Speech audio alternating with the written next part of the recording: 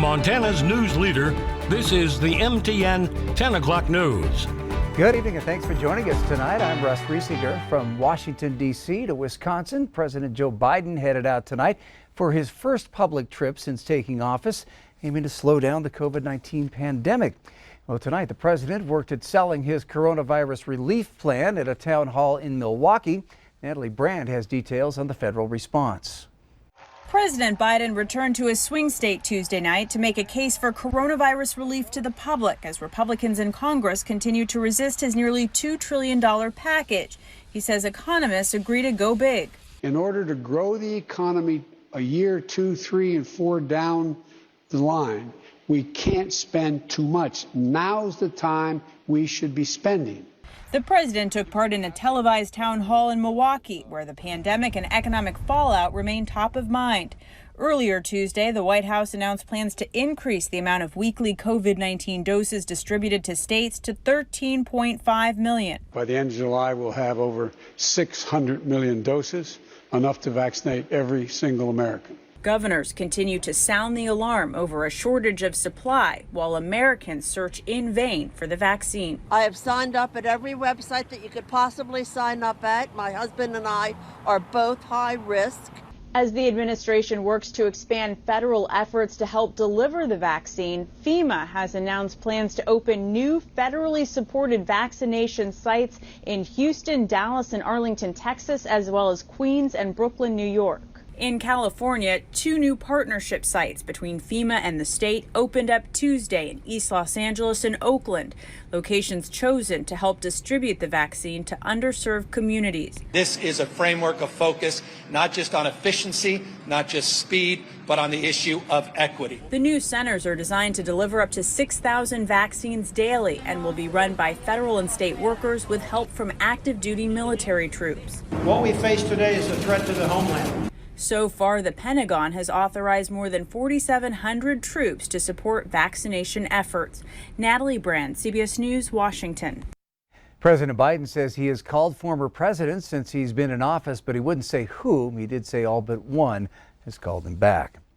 Busy day on the Metro Park campus, and local healthcare workers are calling it a success. 4 hours of constant shots at the centralized clinic wrapped up with nearly 450 Yellowstone County residents halfway vaccinated for COVID-19. Q2's Mitch Legge takes us there. Dozens of people were lined up outside Cedar Hall on the Metro Park campus in Billings Tuesday to receive their first dose of COVID-19 vaccine.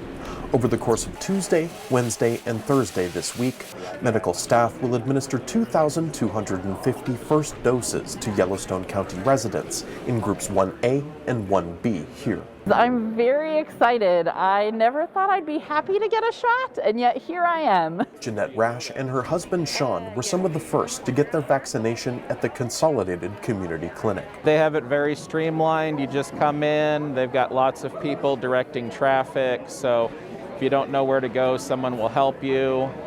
As far as getting the vaccine, I'm happy to do it because it's important to, as part of a community, if I can get vaccinated, I should get vaccinated. The couple had previously tried to schedule an appointment at St. Vincent Healthcare in Billings, but they weren't able to secure one. So when I heard this was happening, I started diving for information and got signed up as soon as I could. The goal with the centralized Cedar Hall site is that within the coming weeks, Billings Clinic, St. Vincent Healthcare, and Riverstone Health will bring their vaccination efforts completely here, hopefully resulting in less of a headache for people trying to get a vaccine. From the first time you sign up on the website until you get here, it's super easy. I got lots of email reminders between the time I signed up online and now, so that I knew when my appointment time was, I knew I was confirmed. The process to fill out paperwork and actually get the shot only took about 10 minutes. And before people leave their 15 to 30-minute observation period to head home, they will be scheduled for a second dose. They scheduled it out a month out, and so I'll show up at the time and date that they told me and get my second one, and I didn't even have to, figure anything out. They just had it ready to go. Reporting in Billings, Mitch Legge, MTN News. Thanks, Mitch. And Mitch also tells us all the appointments this week are now booked up. The new Crow tribe leadership is now declaring the tribe will continue in a COVID-19 state of emergency. Crow Chairman Frank White Clay issued that order this afternoon. It states that a stay-at-home order shall be in effect to help mitigate the transmission of the virus. Tribe members must continue to use face masks when outside their homes and must social distance. The executive branch is also urging families to stay home and is requesting that schools continue online. The order requires mandatory and daily temperature logs at any establishment where a person will remain longer than 30 minutes. The Montana House endorsed a bill meant to let the state resume executions. Representatives voted 56-44 today in favor of House Bill 244, which would give the state more options for drugs to use in executions. In 2015, a judge ruled the current death penalty procedures did not comply with a state law requiring a drug that works ultra fast. The drugs that meet that requirement are no longer made available for executions, which means the state is essentially unable to carry out the death penalty without changing the law. Montana currently has 2 prisoners sentenced to death. The bill has to pass a final vote in the House before moving on to the Senate. Meanwhile, in Wyoming, opponents of the death penalty believe they're making some progress in their battle to repeal it. Tonight, 2 women who lost family members to murder spoke out against capital punishment in an online forum called Victims for Repeal. I wanted anything and everything I possibly could against this man, but then later figured out that I did not want this man to die. This man had a 5-year-old daughter and a wife and family, and I didn't want them to be victimized by losing a family member just as our family had. For so many of us, if the perpetrator had been put to death too, it would not have resolved our grief, really. That's not something for most of us that would bring whatever closure is. I'll have Crystal and Sue's story later this week. Meanwhile, Kylie Taylor with Wyoming conservatives concerned about the death penalty, one of the groups that hosted tonight's online event, says she's hopeful that lawmakers will repeal the death penalty this year after falling just 4 votes shy in 2019. Well, a bill to make Montana a right-to-work state drew a crowd this morning at its first hearing at the state capitol, and most of those who testified before the House Business and Labor Committee opposed it. House Bill 251 would prohibit requiring anyone to join a labor union as a condition of employment. It also would ban private sector unions from collecting fees from any workers who don't want to join, even if those workers benefit from a bargain contract. The bill's sponsor, Republican State Representative Caleb Hinkle of Belgrade, says workers should not be forced to join or support a union, and he claims that right-to-work states have higher wages and faster-growing economies. The head of the National Right to Work Committee says Montana law essentially allows unions to extort fees from workers who don't want their services.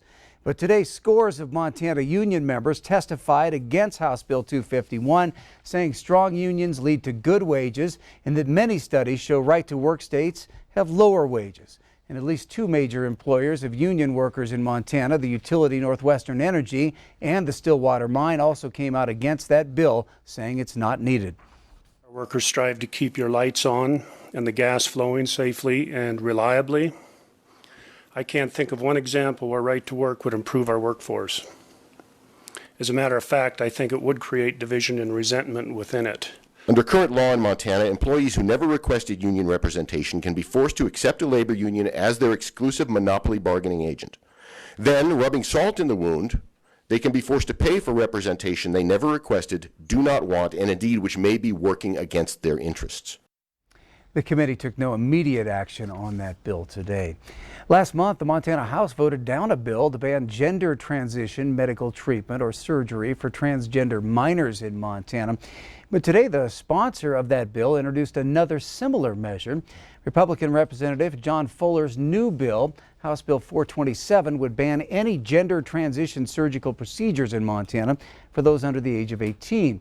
3 weeks ago, on a 51-49 vote, the Montana House voted down Fuller's original bill, which would have banned both treatment and the surgery for transgender minors. House Democrats objected to the bill's introduction today, saying it mirrors a bill that already has been killed. But the House Rules Committee, with Republicans in favor, decided to accept the new bill, allowing a hearing to be scheduled soon. Fuller has argued that children should not be allowed to undergo sex change procedures. It could affect them for a lifetime.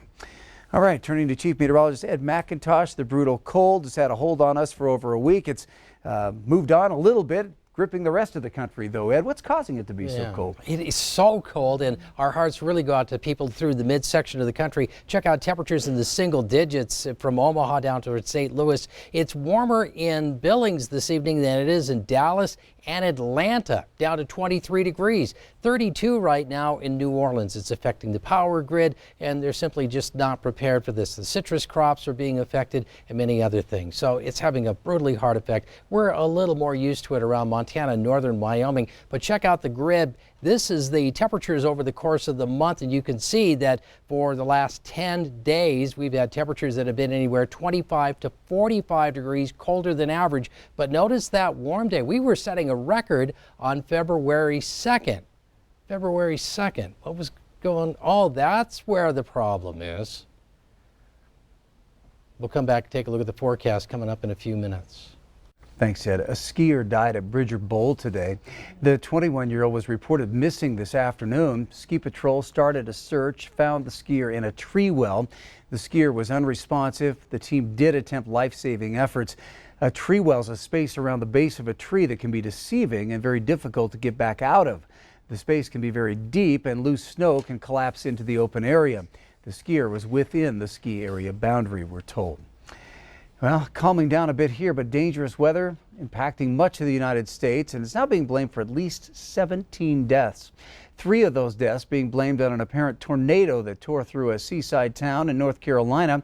That tornado in Brunswick County mangled homes and snapped trees, while in Georgia, winds were strong enough to turn homes into rubble. This while 3 million people in Texas remain without power as the state deals with freezing temperatures. The mayor of Austin, Texas, saying that the state wasn't prepared for weather like this. Several other states saw deadly accidents on the roadways, as well as many other problems. At least 27 states are under new winter storm warnings tonight due to dangerous snow and ice. Still to come on the MTN 10 o'clock news here on Q2, looking to keep the kids active but out of the bitter cold. Well, Billings has just the place. We'll take you to the Art of Play, which is back up and running despite the pandemic. That's in tonight's Rebound Report. And a little later in sports, first place up for grabs tonight between the Lady Rams and the Lady Locomotives. Highlights of Laurel Central on the way. From Montana's news leader,